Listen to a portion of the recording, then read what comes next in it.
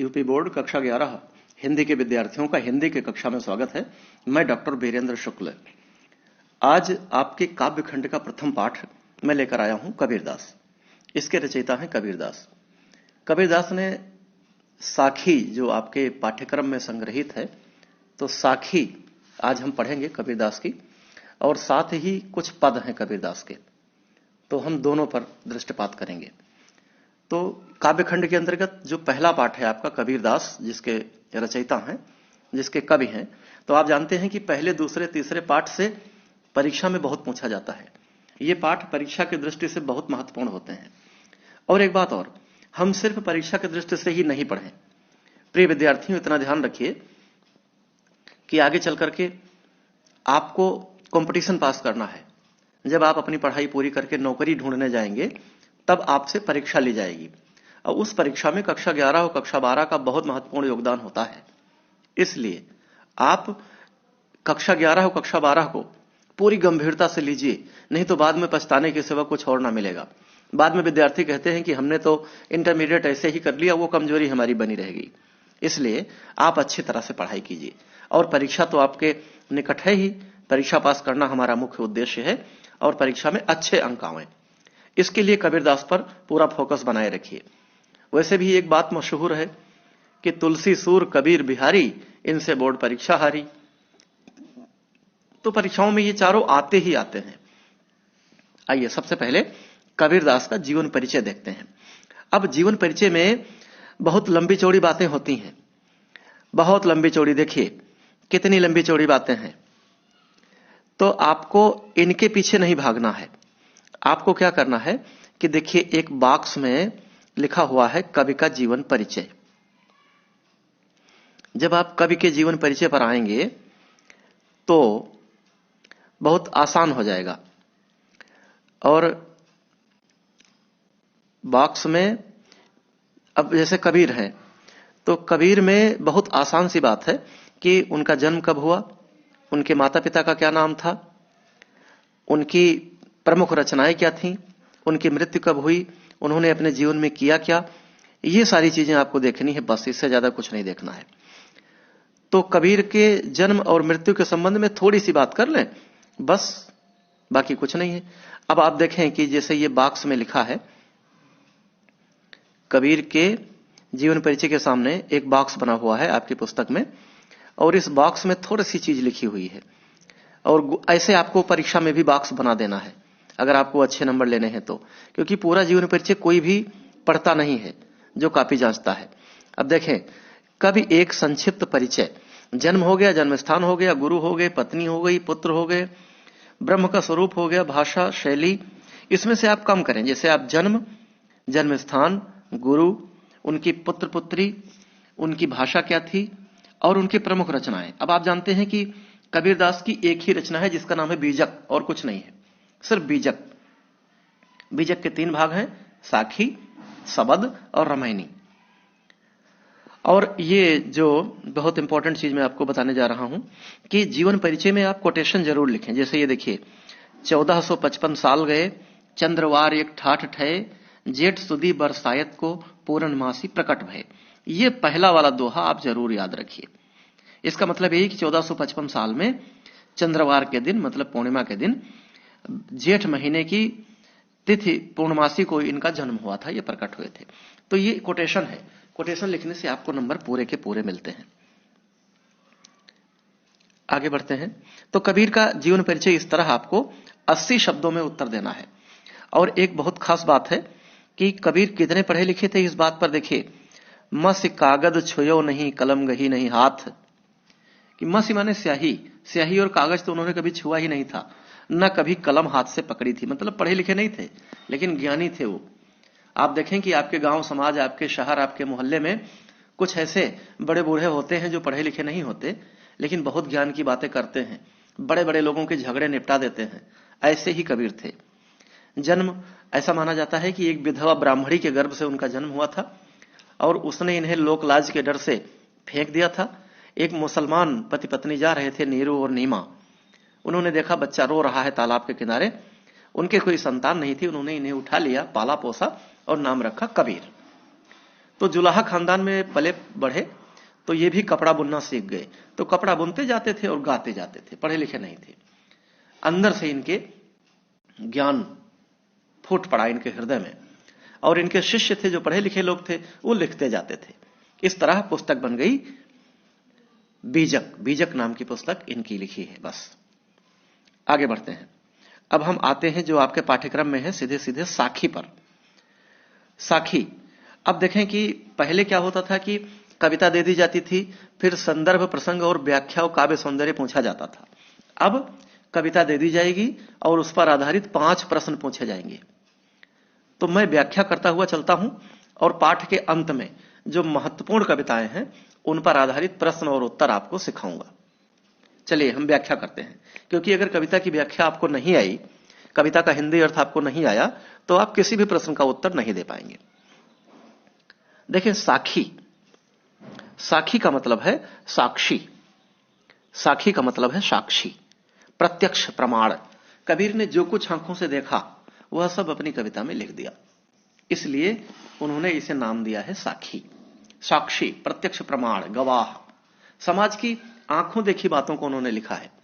और हां, कबीर ने 3 प्रमुख बिंदुओं पर अपनी लेखनी चलाई है, अपनी कलम चलाई है।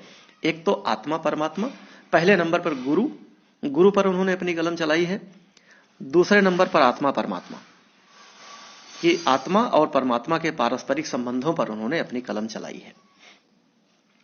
तो हम देखते जाएंगे कि उन्होंने अपने काव्य में किस विषय पर ज्यादा जोर दिया है, किस पर प्रकाश डाला है। देखें, अनुभूति से साक्षात्कृत सत्य को प्रकट करने वाली उक्ति को साखी कहते हैं। वस्तुतः संस्कृत के साक्षी शब्द का विकृत रूप ही साखी है, जो धर्मोपदेश के अर्थ में प्रयुक्त हुआ है। दोहा छंद में रचित साखी में कबीर की शिक्षा और उनके सिद्धांतों का निरूपण अधिकांशतः हुआ है।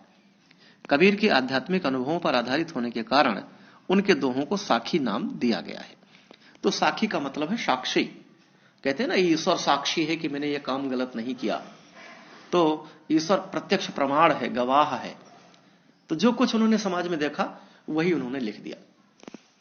अब पहली साखी देखते हैं। साखी नंबर 1 यहां नंबर पड़ा हुआ है कि बलिहारी गुरु आपने देवहाड़ी के बार, जिन मानिस तय देवता करत न लागी बार। सबसे पहले गुरु की वंदना, क्योंकि कबीर को कोई गुरु नहीं मिला था। और उस समय जब कबीर का जन्म हुआ 14वीं शताब्दी में, तो हमारे देश में धर्म, जाति, पंथ और संप्रदाय का बोलबाला था। लोग एक दूसरे को देखना पसंद नहीं करते थे। मुसलमानों का भारत पर शासन था। तो कबीर जो किसी हिंदू गुरु के पास जाते तो वो कहता, अरे तुम तो मुसलमान हो, तुम किसी मुस्लिम गुरु के पास जाओ। और जब मुस्लिम गुरु के पास जाते कहते, अरे तुम्हारा जन्म तो हिंदू घर में हुआ है, तुम किसी हिंदू के पास जाओ। तो कबीर को कोई गुरु नहीं मिला। अंत में एक बाबा थे रामानंद जी, काशी के, उनके पास गए। रामानंद ने इन्हें सब कुछ जान समझ कर भी गले लगा लिया और अपना शिष्य बना लिया। तो उन्होंने गुरु की महिमा पर बड़े विस्तार से प्रकाश डाला है। देखिए क्या लिखते हैं कि बलिहारी गुरु आपने देवहाड़ी के बार, जिन मानस ते देवता करत न लागी बार। बलिहारी माने बलिहार, न्यौछावर होता हूं, अपने आप को बलिदान कर देता हूं, अपने आप को कुर्बान कर देता हूं। गुरु माने अपने गुरु के चरणों में। तो बलिहारी गुरु आपने देवहाड़ी के बार, बलिहारी गुरु आपने, गुरु माने गुरु, आपने माने अपने। मैं अपने गुरु के चरणों में अपने आप को न्यौछावर कर रहा हूं, अपने आप को बलिदान कर रहा हूं। देवहाड़ी के बार, देवहाड़ी एक ऐसा शब्द है जिसका अर्थ बड़े बड़े विद्वान अलग अलग तरह से लगाते हैं। अब चूंकि कबीर पढ़े लिखे नहीं थे, उनकी भाषा में जो शब्द आ गए उन्होंने उसे कविता में पिरो दिया। जैसे एक माली चुन चुन के माला बनाता है, सुंदर सुंदर एक समान आकार के, समान गुणधर्म के फूलों को इकट्ठा करके माले में गूंथ देता है, ऐसे ही कवि होता है। बड़े अच्छे अच्छे शब्दों को तराश कर, काट छांट कर फिट कर देता है अपनी कविता में। तो देवहाड़ी माने दिन में कई कई बार, देव माने दिन, हाड़ी माने शरीर भी होता है। तो आप ऐसे अर्थ लगाइए कि बलिहारी गुरु आपने देवहाड़ी के बार, मैं अपने गुरु के चरणों में अपने आप को बारंबार न्यौछावर कर रहा हूं। मैं अपने गुरु के चरणों में अपने आप को बारंबार कुर्बान कर रहा हूं, बलिदान कर रहा हूं। जिन मानिस तय देवता करत न लागी बार। मानिस माने मनुष्य, जिन माने जिन्होंने मनुष्य से देवता बनाने में करत न लागी बार, बार माने देर नहीं लगाई। अब एक पहला बार है बार बार, ये वाला बार, और दूसरा बार है देर नहीं लगाना। तो बलिहारी गुरु आपने देवहाड़ी के बार कबीर कहते हैं कि मैं अपने गुरु के चरणों में अपने आप को बारंबार न्योछावर कर रहा हूं। जिन मानिस्ते देवता करत न लागी बार, जिन्होंने मुझे मनुष्य से देवता बनाने में देर नहीं लगाई। वो कहना चाहते हैं कि भगवान ने मुझे मनुष्य बनाया, लेकिन गुरु ने ज्ञान प्रदान कर मुझे देवता बना दिया। क्योंकि अगर आदमी ज्ञानी ना हो, उसके अंदर शिक्षा ना हो, उसके अंदर ज्ञान ना हो, तो क्या है, वो मिट्टी के ढेले की तरह होता है, कोई पागल आदमी हो। तो गुरु ही मनुष्य को ज्ञानी बनाता है, शिक्षा प्रदान करता है, ज्ञान देता है, तो मनुष्य तभी देवता बनता है। देवताओं की श्रेणी का तब बनता है जब वो ज्ञानवान हो जाता है। तो कबीर कहते हैं कि मैं अपने गुरु के चरणों में बारंबार न्योछावर होता हूं, जिन्होंने मुझे मनुष्य से देवता बनाने में बिल्कुल भी देर नहीं लगाई। अर्थात ईश्वर ने तो मुझे सिर्फ मनुष्य का रूप प्रदान किया था, परंतु गुरु ने मुझे ज्ञान देकर मुझे देवता बना दिया। तो आशा ही नहीं, पूर्ण विश्वास है कि पहली साखी आपकी समझ में आ गई होगी, क्योंकि जब गेट ही नहीं खुलेगा तो आप घर में कैसे अंदर जाएंगे। तो पहली साखी बिल्कुल क्लियर हो जानी चाहिए। अब देखो, साहित्यिक सौंदर्य भी आप समझते चलिए, क्योंकि प्रश्न जाने कैसा पूछ लिया जाए। तो सबसे पहले तो संदर्भ हो गया, यही पूछा जा सकता है कि इसका संदर्भ लिखिए। तो प्रस्तुत पद्यखंड या पद्यांश हमारी पाठ्यपुस्तक हिंदी के साखी नामक शीर्षक से अवतरित है। इसके रचयिता संत कवि कबीरदास जी हैं। अब इसमें काव्य सौंदर्य कैसे लिखा जाएगा? काव्य सौंदर्य में पॉइंट नंबर 1 आप लिखोगे। देखो, काव्य सौंदर्य में कई पॉइंट होते हैं, तो पॉइंट नंबर 1 आप लिखोगे, इस दोहे में किसका वर्णन किया गया है। तो आप लिखोगे कि इस साखी में गुरु की महत्ता का प्रतिपादन किया गया है या गुरु की महिमा का वर्णन किया गया है। पॉइंट नंबर 2 होगा छंद, और छंद होगा दोहा। ये दोहा है, 2 लाइन के छंद को दोहा कहते हैं, तो आपने दोहा लिख दिया। पॉइंट नंबर 3 होगा, पॉइंट नंबर 2 होगा रस। देखो, हम क्रम से चलेंगे, तो इसको आप मिटा दीजिए। पॉइंट नंबर 2 होगा, पॉइंट नंबर 1 तो होगा इसमें किसका वर्णन किया गया है। पॉइंट नंबर 2 होगा रस, तो रस है शांत। कबीर की कविताओं में शांत रस मिलता है, तो आपने लिख दिया शांत। नंबर 3 है छंद। कौन सा छंद है? छंद कविताओं का एक प्रकार होता है, किसी भी कविता को हम छंद कहते हैं। तो जैसे आपने हाई स्कूल के कक्षा में पढ़ा है ना, दोहा, चौपाई, सोरठा, तो इसमें कौन सा छंद है? इसमें है दोहा। 2 लाइन के जितने भी हैं ये कबीर की साखियां सब दोहा हैं। और नंबर 4 अलंकार आ जाएगा। अब अलंकार इसमें कौन कौन सा है? अलंकार आपको छांटना पड़ेगा। एक तो अलंकार आप लिख दो अनुप्रास, हर कविता में अनुप्रास होता है। और उसके बाद इसमें यमक अलंकार भी है, क्योंकि बार बार 2 बार आया है आखिर में, बार बार, तो दोनों का अर्थ बदल रहा है, इसलिए यहां पर यमक अलंकार है। और 5वां आप डाल दीजिए भाषा। भाषा कौन सी है? तो कबीर की भाषा है पंचमेल खिचड़ी या सधुक्कड़ी। पंचमेल खिचड़ी मतलब हर भाषा के शब्द हैं, या सधुक्कड़ी। और 6ठा है शब्द शक्ति। तो शब्द शक्ति क्या है? शब्द शक्ति है, 3 शब्द शक्तियां होती हैं, अभिधा, लक्षणा, व्यंजना। जहां साधारण अर्थ निकल जाए अभिधा शब्द शक्ति, जहां 2 अर्थ निकले लक्षणा शब्द शक्ति, और जहां कई अर्थ चिपके हों वहां व्यंजना शब्द शक्ति। तो यहां आप शब्द शक्ति में लिख दो अभिधा। और फिर 7वां जो पॉइंट है वो बचेगा गुण। तो 3 गुण होते हैं, ओज, माधुर्य, प्रसाद। ओज गुण, माधुर्य गुण, प्रसाद गुण। जहां बड़े बड़े शब्द हों, कठिन शब्द हों, वीरता की बातें हों, वहां ओज गुण। जहां प्रेम की बातें हों वहां माधुर्य गुण, और जहां शांति की बातें हों वहां प्रसाद गुण। तो आप यहां प्रसाद गुण लिख सकते हो, बड़े आराम से लिख दो प्रसाद। तो इस तरह से 7 चक्रों में आप इनके संपूर्ण काव्य सौंदर्य को बांट सकते हो। अब आइए हम दूसरी साखी लेते हैं कबीर की। सतगुरु की महिमा अनंत, अनंत किया उपकार, लोचन अनंत उघाड़िया, अनंत दिखावड़ हार। दूसरी साखी। सतगुरु की महिमा अनंत, मेरे गुरु की महिमा अनंत है। अनंत किया उपकार, उपकार माने उपकार करना, उन्होंने मेरे साथ अनंत उपकार किया है।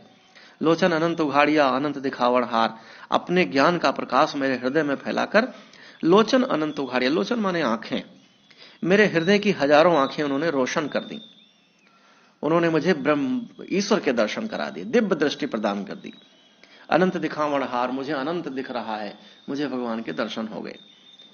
तो मेरे सतगुरु की महिमा अनंत है। उन्होंने मेरे साथ अनंत उपकार किया है। अपने ज्ञान का प्रकाश मेरे हृदय में फैलाकर उन्होंने मुझे दिव्य दृष्टि प्रदान की है। मेरे हृदय की हजारों आंखें जगमग हो गईं, रोशन हो गईं, अनंत दिखावण हार, और मुझे ब्रह्म के दर्शन हो गए, मुझे ईश्वर के दर्शन हो गए। तीसरा देखिए, दीपक दिया तेल भरी बाती दई अघट, पूरा किया बिसाहुणा बहुर न आवो हट। दीपक दिया तेल भरी बाती दई अघट। अब दीपक दिया, दीपक रूपी दिया, दीपक शरीर रूपी दीपक। जैसे एक दीपक की कल्पना करें कि दीपक दिया तेल भरी बाती दई अघट। दीपक होता है, उसमें तेल भरा जाता है और बाती लगाई जाती है तो दीपक जल जाता है। अब इसे कबीर ने जरा दार्शनिक भाव से व्यक्त किया है। देखिए, दीपक दिया शरीर रूपी दीपक, तेल भरी, उसमें ज्ञान रूपी तेल, प्रेम रूपी तेल, बाती दई अघट, और ज्ञान रूपी बत्ती लगा दी। अघट माने जो कभी ना घटे, बड़ी लंबी बत्ती लगा दी। तो कबीर कहते हैं कि अपने शरीर रूपी दीपक में प्रेम रूपी तेल भरकर, प्रेम और भक्ति रूपी तेल भरकर ज्ञान रूपी बत्ती लगा दी है। पूरा किया बिसाहुणा बहुर न आओ हट, और मैंने दुनिया में आने का अपना व्यापार पूरा कर लिया। अब मुझे पुनः इस हट माने हाट, इस बाजार में नहीं आना पड़ेगा। जैसे शास्त्र कहते हैं कि व्यक्ति को 84 लाख बार जन्म लेना पड़ता है, 84 लाख योनियों में भटकना पड़ता है। तो कबीर कहते हैं कि मैंने अपने शरीर रूपी दीपक में ज्ञान और प्रेम और भक्ति रूपी तेल भरा और ज्ञान रूपी लंबी बाती दे दी, जिससे मुझे पुनः इस संसार में व्यापार है तो नहीं आना पड़ेगा। मुझे मोक्ष की प्राप्ति हो गई, मेरा उद्धार हो गया। कहना ये चाहते हैं कि मैंने अपने शरीर से भगवान के प्रति ज्ञान और भक्ति, मैं शरीर से इतना प्रेम किया कि मुझे मोक्ष की प्राप्ति हो गई, मुझे बार बार इस संसार में जन्म नहीं लेना पड़ेगा। ठीक उसी तरह जैसे किसी बिसाहुणा माने व्यापार, किसी व्यापारी का जब व्यापार पूरा हो जाता है तो वो बार बार मार्केट में नहीं आता, बार बार बाजार में नहीं आता। उसी तरह मुझे भगवान ने मुक्ति प्रदान की, अब मुझे बार बार संसार में जन्म नहीं लेना पड़ेगा। चौथा देखिए, बूढ़े थे परि उबरे गुरु की लहर चमंकी, भेरा देखा जर्जरा उतर पड़े फरंकी। बूढ़े थे परि, बूढ़े माने डूबे थे, मैं डूबने ही वाला था। परि उबरे गुरु की लहर चमक, लेकिन अचानक गुरु रूपी एक लहर आई और मैं डूबने ही वाला था कि मैं ऊपर उठाया, पानी के ऊपर उठाया। जैसे कोई व्यक्ति कहीं डूब रहा हो और एक लहर का झोंका आए और उसे किनारे पे फेंक दे, उसी तरह कबीर कहते हैं कि मैं संसार के सुखों में डूब जाने ही वाला था कि मुझे गुरु के ज्ञान की लहर ने बचा लिया। भेरा देखा जर्जरा उतर पड़े फरंकी। भेरा माने नाव, संसार के सुखों रूपी नाव बड़ी जर्जर है, बड़ी टूटी फूटी है, बड़ी जीर्ण शीर्ण है। जो संसार के सुखों में डूब जाता है उसका उद्धार नहीं होता। तो गुरु के ज्ञान की लहर आई और मैं उबर गया। जब मैंने देखा कि संसार के सुखों की नाव बड़ी डगमग है तो मैं उस संसार के सुखों की नाव से तुरंत उतर आया, कूद पड़ा। मतलब गुरु के ज्ञान के कारण मेरा सांसारिक मोह समाप्त हो गया, मैं भवसागर से पार हो गया। पांचवा, चिंता तो हरि नाव की और न चिंता दास, जो कुछ चितवे राम बिन सोई काल की पास। कबीर कहते हैं मुझे तो भगवान के नाम की चिंता है। चिंता तो हरि नाव की और न चिंता दास, चिंता तो हरि नाव की और न चिंता दास, जो कुछ चितवे राम बिन सोई काल की पास। कबीर कहते हैं कि नाव माने नाम, मुझे भगवान के नाम की चिंता है और न चिंता दास, और इस कबीर दास को किसी चीज की चिंता नहीं है। चिंता मतलब चिंतन करना। मैं भगवान के नाम का चिंतन करता हूं और किसी चीज का चिंतन नहीं करता, क्योंकि जो कुछ चितवे राम बिन, चितवे माने देखा, मैंने इस संसार में जो कुछ भी राम के अलावा देखा, ईश्वर के अलावा देखा, सोई काल की पास, वो काल माने मौत, मृत्यु, पाश माने बंधन, वही मृत्यु के बंधन में मैंने उसे बंधा हुआ पाया। तो कबीर कहते हैं कि हे संसार के लोगों, मुझे सिर्फ भगवान के नाम का चिंतन करना है। मैं ईश्वर के हरि के नाम का चिंतन ही करता हूं और मैं किसी और की चीज के बारे में सोचता ही नहीं हूं, क्योंकि मैंने जो कुछ भी ईश्वर के नाम के अलावा देखा है उसे मैंने जल्दी ही नष्ट होते हुए पाया है, इसलिए मैं सिर्फ भगवान के नाम का ही चिंतन करता हूं। छठा देखिए, तू करता तू भया मुझ में रही न हूं, बारी फेरी बल गई जित देखो तित तू। कबीर कहते हैं कि तू करता तू भया मुझ में रही न हूं। हे प्रभु, हे भगवान, तू करते हुए मैं तेरे ही रूप वाला हो गया हूं। तू करता तू भया, तू करते, भगवान को तू कहते हैं, हे ईश्वर तेरा ही सहारा ऐसे कह देते हैं। तो भगवान कहते हैं कबीर कि तू करता तू भया, तू करते अब मैं तेरे ही रूप वाला हो गया हूं। अर्थात मैं भगवान का नाम रटते रटते भगवान जैसा हो गया हूं। मुझ में रही न हूं, मेरे अंदर का अहंकार, हूं माने अहंकार, घमंड, मेरे अंदर का घमंड समाप्त हो गया। बारी फेरी बल गई जित देखो तित तू। और कहते हैं कि परमात्मा में लीन होते ही मेरा सारा अहंकार समाप्त हो गया है, जिसके चक्कर में जन्म मरण का चक्कर भी मेरा समाप्त हो गया। बारी फेरी बल गई, बार बार जो इस संसार में जन्म लेना पड़ता था, मरना पड़ता था, वह भी टूट गया। जित देखो तित तू, जिधर देखता हूं उधर आप ही दिखाई देते हो, अर्थात ईश्वर से मेरा मिलन हो गया। सातवां देखिए, कबीर सूता क्या करे काहे न देखे जाग, जाही के संग बिछुड़ा ताही के संग लागे। कबीर कहते हैं, सूता माने सोया हुआ, कि हे मूर्ख, तू सोया हुआ क्या कर रहा है, क्यों जग कर नहीं देख रहा है। जाके संग ते बिछुड़ा ताही के संग लागे, तू जिससे बिछड़ गया है उसी के पास तू पहुंच गया है। आत्मा परमात्मा की बातें करते हैं कि हे जीव, तू मोह निद्रा में पड़ा हुआ क्या कर रहा है। निद्रा का मतलब मोह की निद्रा में पड़ा हुआ क्या कर रहा है, अर्थात तू मोह निद्रा में क्यों पड़ा हुआ है। तू जागकर वास्तविक तथ्य को क्यों नहीं देख रहा है, काहे न देखे जागी, जग कर क्यों नहीं देख रहा है। हे जीवात्मा, तू अज्ञान के कारण जिस ईश्वर से अलग हो गया था उसी को प्राप्त कर, जाके संग ते बिछुड़ा। क्योंकि परमात्मा और आत्मा, परमात्मा से ही आत्मा का जन्म हुआ और आत्मा शरीर त्याग कर फिर परमात्मा में विलीन हो जाता है। तो कबीर कहते हैं, हे जीव, तू जिससे बिछुड़ गया है, जाके संग ते बिछुड़ा, जिससे तू अलग हो गया है उसी के संग फिर जाके लग जा, अब तू मोह निद्रा में मत पड़।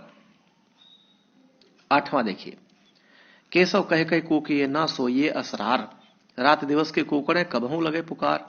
केशव माने केशव, केशव लिखा है यहां पर, केशव कृष्ण, भगवान, कृष्ण का मतलब भगवान। देखो कबीर ने जहां भी राम और कृष्ण कहा है तो वो अयोध्या के राजा राम नहीं है, वो वसुदेव के पुत्र कृष्ण नहीं है, वो ईश्वर को उन्होंने एक नाम दे दिया है भगवान। वो निर्गुण ब्रह्म के उपासक थे, संत थे। तो केशव कह के कूकिए, हे जीव, हे जीवात्मा, बार बार भगवान का नाम लो।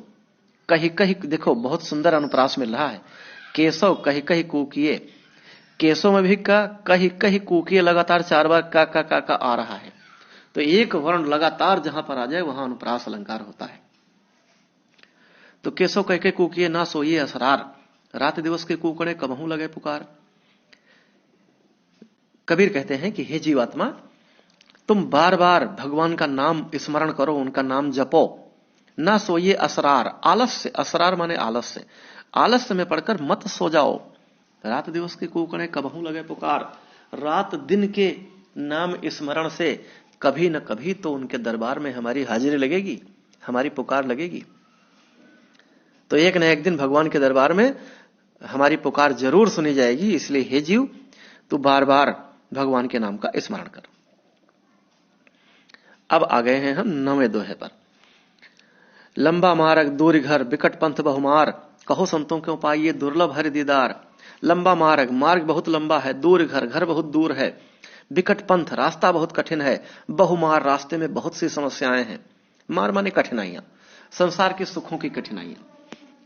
कहो संतों क्यों पाइए दुर्लभ हरि दीदार, हे संतों हरि का दीदार, हरि माने भगवान, दीदार माने दर्शन, दुर्लभ माने बहुत मुश्किल से मिलने वाला है। हे संतों, भगवान का दर्शन बहुत मुश्किल से मिलने वाला है। यह तन 10 पे आइए, यह तन जालो मस करो लिखो राम का नाम, लेखन करूं करंक की लिख लिख राम पठाऊं। देखो कबीर अपने आप को पत्नी मानते हैं और ईश्वर को अपना पति मानते हैं, जीवात्मा रूपी बिरहड़ी अपने आप को मानते हैं और परमात्मा को अपना प्रियतम मानते हैं।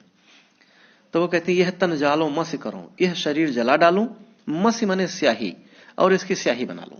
लिखो राम का नाम, और राम का नाम लिखते रहूं उससे। लेखनी करूं करंक की, करंक माने हड्डी, शरीर की हड्डियों को मैं लेखनी बना लूं, लेखनी माने कलम, कलम बना लूं।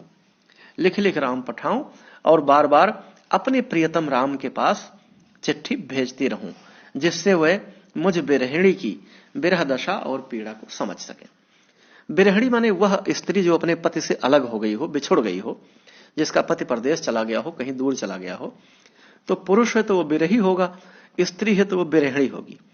और बिरह कहते हैं कि जब कोई अपना अपने से दूर हो जाए, अपना कोई प्रिय, तो उसके दूर होने से जो तकलीफ होती है उसे बिरह कहते हैं, वियोग या बिरह। ध्यान रखिएगा कि बिरह और वियोग ये मुख्यतः पति पत्नी या प्रेमी प्रेमिका के बीच में ही पाया जाता है। अब आ जाओ 11 नंबर, बहुत महत्वपूर्ण है। कै बिरहन को मीच दे कै आपा दिखलाए, 8 पहर का दाझड़ा मुंह पे सहा न जाए। कै बिरहन, बिरह बिरहिणी को, जो अभी हम बात कर रहे थे, कि या तो मीच माने मौत, कै आपा दिखलाए, आपा माने अपने आप को दिखलाओ या दिखला दो। 8 पहर का दाझड़ा, दाझड़ा माने दुख या तकलीफ, मुंह पे सहा न जाए, मुझसे सही नहीं जाती। कबीर कहते हैं कि हे भगवान, कै बिरहन को मीच दे, या तो इस बिरहिणी को मौत दे दो, इस बिरहिणी को मृत्यु दे दो। कै आपा दिखलाए, अथवा अपना स्वरूप दिखला दो, अपना दर्शन दे दो। 8 पहर का दाझड़ा मुंह पे सहा न जाए, 8 प्रहर की दुख और तकलीफ मुझसे सही नहीं जाती। 8 प्रहर, दिन के 4 प्रहर, रात के 4 प्रहर, मतलब दिन के 12 घंटों को 3-3 घंटों में बांट दिया गया है। प्राचीन काल का जो समय गिनने का जो चक्र था वो घड़ी के रूप में कहा जाता था, कि 2 घड़ी 4 घड़ी, ऐसे। घड़ी का मतलब क्लॉक नहीं, समय को घड़ी कहते थे। तो 8 प्रहर का दाझड़ा मुंह पे सहा न जाए, 8 प्रहर की दुख और तकलीफ मुझसे सही नहीं जाती। अब आ जाओ 12वें दोहे पर। कबीर रेख सिंदूर की काजल दिया न जाए, नैन रमैया रमे रहा दूजा कहां समाये। कबीर रेख, कबीर अपने आप को पत्नी मानते हैं, बिरहिणी जीवात्मा रूपी पत्नी। तो कबीर रेख सिंदूर की काजल दिया न जाए, कबीर कहते हैं कि जहां सिंदूर की रेखा लगाई जाती है वहां काजल नहीं लगाया जाता। कबीर कहते हैं कि जहां जो सौभाग्यवती स्त्रियां होती हैं वो अपनी मांग में सिंदूर लगाती हैं, जिनके पति होते हैं, जिनका विवाह हो जाता है। तो जहां सिंदूर की रेखा होती है, रेख सिंदूर की, काजल दिया ना जाए, वहां काजल नहीं लगाया जाता। नैन रमैया रमे रहा दूजा कहां समाये, मेरे नैनों में राम रमे हुए हैं, नैन रमैया रमे रहा।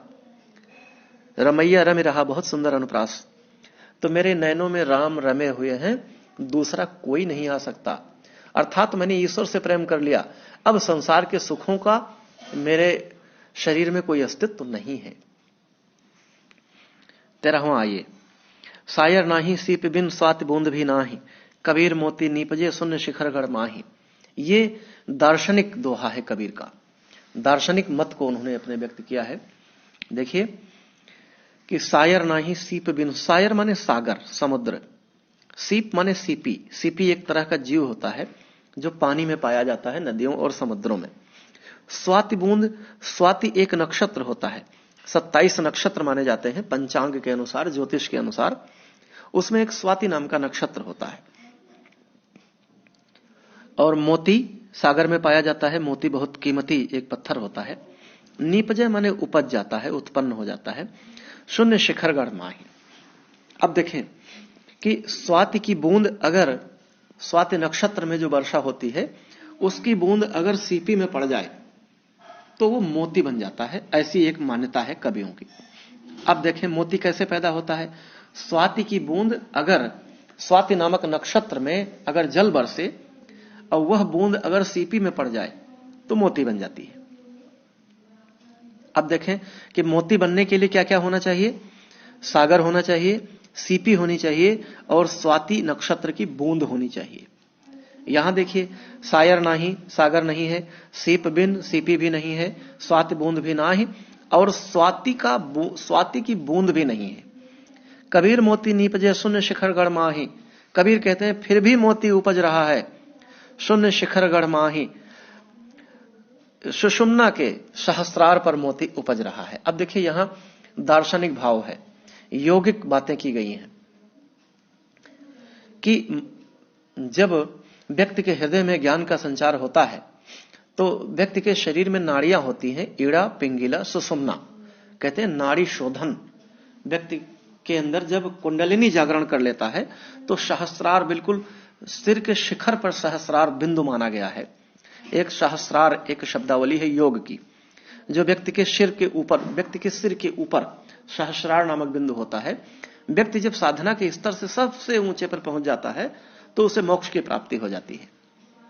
इसी बात को कबीर ने बड़े अच्छे शब्दों में कहा है कि ना तो सागर है, न सीपी है, न स्वाति नक्षत्र का पानी है, फिर भी शून्य शिखरगढ़ माही। शून्य शिखरगढ़ माही मतलब शून्य शिखर, अर्थात सुषुम्ना नाड़ी के ऊपर ब्रह्मरंध्र पर मोती उपज गया, अर्थात मोती पैदा हो गया, मुझे मोक्ष की प्राप्ति हो गई। अब 14वां देखिए, पानी ही ते हिम भया, हिम हो गया बिलाए, जो कुछ था सोई भया, अब कुछ कहा न जाए। पानी से हिम हुआ, पानी माने पानी, पानी से हिम हुआ, हिम हो गया बिलाए, बिलाए माने गल जाना, हिम फिर गल गया, जो कुछ था सोई भया, अब कुछ कहा न जाए। जो पहले था वही फिर हो गया, अब कुछ कहते नहीं बन रहा है, इस विषय में अब कुछ कहा नहीं जा सकता। तो पानी ही ते हिम भया, हिम हो गया बिलाए, जो कुछ था सोई भया, अब कुछ कहा न जाए। अच्छा, ये जो ऊपर का 13वां है, सायर नहीं सीप बिन स्वाति बूंद भी ना है, कबीर मोती निपजे शून्य शिखर गढ़माए। कबीर कहते हैं कि न सागर है, न सीपी है, न स्वाति की बूंद है, फिर भी सुषुम्ना नाड़ी के शीर्ष पर जो ब्रह्मरंध्र है वहां पर मोती उपज गया, अर्थात मोक्ष की प्राप्ति हो गई। इसमें एक अलंकार है कि जहां बगैर कारण के कार्य हो, जहां बगैर कारण के कार्य हो वहां पर विभावना नाम का अलंकार होता है, तो इसमें विभावना अलंकार है। अब 14वां आते हैं, पानी ही ते हिम भया, पानी से हिम जमा, हिम गल गया, जो कुछ था सोई भया, अब कुछ कहा न जाए। जो कुछ पहले था वही हो गया, अब आगे इस विषय में कुछ नहीं कहा जा सकता। अर्थात अर्थात अर्थात कबीर पानी को परमात्मा का प्रतीक मानते हैं और हिम को आत्मा का प्रतीक मानते हैं। जैसे पानी से बर्फ जम जाता है, बर्फ गलकर फिर पानी बन जाता है, उसी तरह परमात्मा से आत्मा का जन्म होता है और आत्मा अपना शरीर छोड़कर फिर परमात्मा में पहुंच जाता है। तो पानी से बर्फ जमा, बर्फ गलकर फिर पानी बन गया, जो कुछ था सोई हुआ, अब कुछ कहा न जाए। परमात्मा से आत्मा की उत्पत्ति हुई और आत्मा अपना शरीर त्याग कर फिर परमात्मा के पास पहुंच गया, अब कुछ कहते नहीं बन रहा है। 15वां देखिए, पंख उड़ानी गगन को, पिंड रहा परदेश, पानी पिया चंचबिन, भूल गया यह देश। पंख उड़ानी गगन को, कबीर कहते हैं कि पंछी, पंछी मतलब जिसके पास पंख हो वो पंछी, पक्षी। पंख उड़ानी गगन को, पक्षी आकाश में उड़ गया, पिंड रहा परदेश, पिंड माने शरीर, उसका शरीर परदेश में पड़ा रह गया। पानी पिया चंचबिन, भूल गया यह देश, बगैर चोंच के उसने पानी पिया, इस देश को भूल गया। अर्थात कबीर कहते हैं कि जीव रूपी पक्षी योग साधना करके आकाश में पहुंच गया, सहस्रार रूपी आकाश में पहुंच गया और उसका स्थूल शरीर इस संसार में ही पड़ा रह गया। इस प्रकार उसे, उस जीवात्मा को अलौकिक आनंद की प्राप्ति हुई। उसने बगैर इंद्रियों के बिना ही अमृत रूपी सरोवर का जल पिया, उसे अलौकिक आनंद की प्राप्ति हुई और फिर इस संसार को पूरी तरह से भूल गया। कहने का मतलब यह है कि जब जीवात्मा परमात्मा से मिल जाता है तो उसे अलौकिक आनंद की प्राप्ति हो जाती है और फिर वह अपने सामान्य संसार को भूल जाता है। अब आ जाओ 16। पिंजर प्रेम प्रकाशिया, अंतर भया उजास, मुख कस्तूरी महमही, बाणी फूटी बास।